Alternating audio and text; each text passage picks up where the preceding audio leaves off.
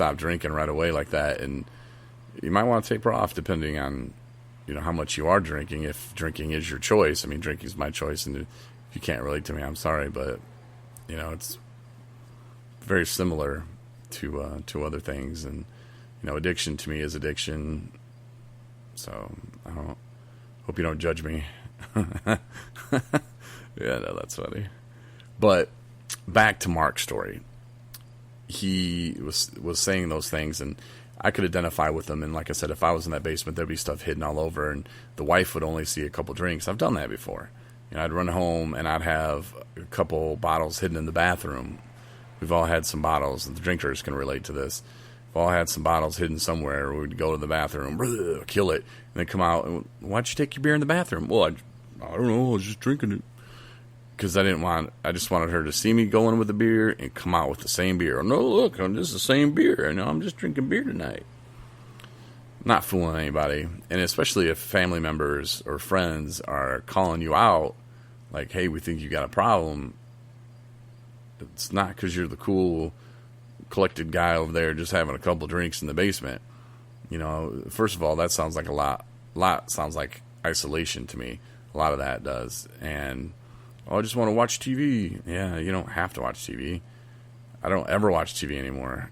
Put me in front of a TV, I'm falling asleep. I try to watch a movie, which I can't wait for John Wick to come out on DVD or whatever. I can stream it, but I'll try to watch that the best I can. But yeah, I don't even have time for TV, man. I'm doing other good stuff. And if there are shows that I used to watch or do like, but I used to sit down and watch Lizard Lick Towing. Yeah, tell me that wasn't a waste of life. I could have been doing so many other things, but that's what I would do. It would get in my comfort zone, go watch Lizard Lick Towing, the dumbest shows ever. And I can't remember which girlfriend it was, but she called me out on it. She's like, you watch the dumbest show. I can't even be in the same room with you. You're watching this, is on, was it True TV? She's like, it's on True TV, and there's nothing true about it. It's all scripted. And I'm like, no, Ronnie's going to go get him. And yeah, and they punched him in the face, and dude's got the worst mullet ever. I hope you haven't seen that show, but if you haven't, maybe look it up. Because you're going to be like, why the hell would you watch that? You have a problem.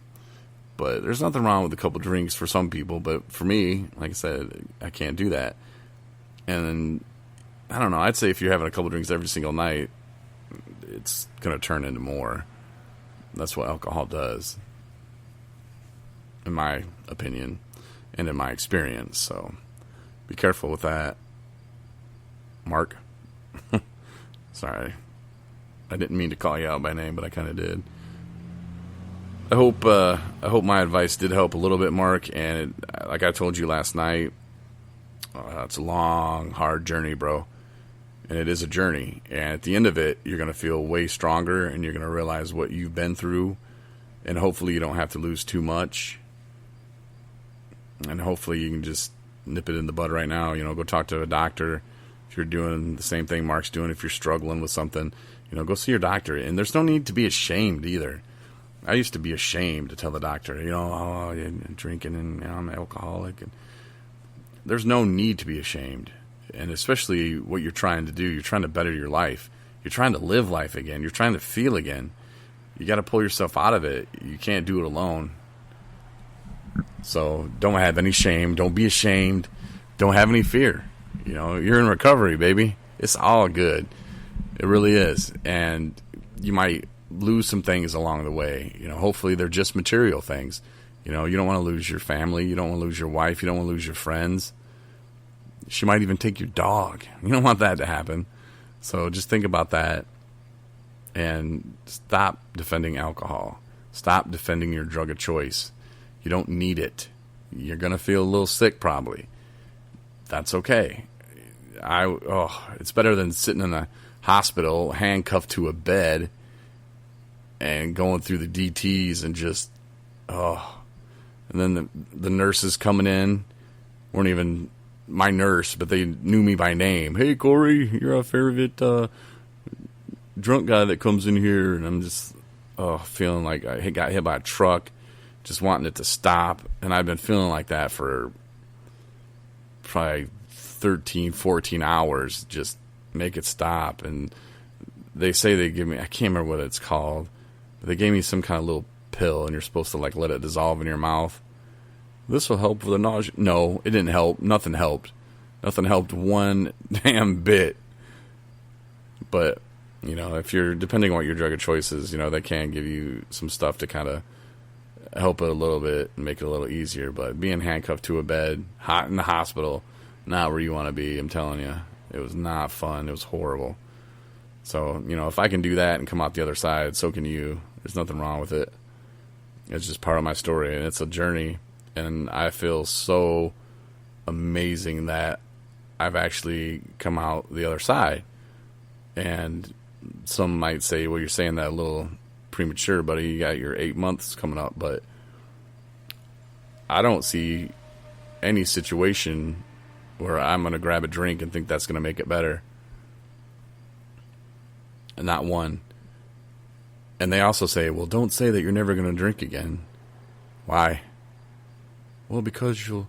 Well, that's not working anyway, so, you know, so I might as well say, no, I'm never drinking again. And I just say that over and over and over. Well, it'll be true. And everything is different for everybody. The stuff that's worked for me might not work for you. I'm just speaking from my experiences, and if you can take something from that, that's great. It's like my own therapy session, but I'll get back to what my friend told me about the business in 217, because I kind of got off track a little bit, but I'll save that for when Ryan gets back. It is his 5-month anniversary again, so big congratulations to Ryan. Got his, well, I think he got his chip today. If not, probably hit up the meeting in the morning. There's a meeting at 7 a.m. Hit that, and maybe we'll do the triple play again tomorrow.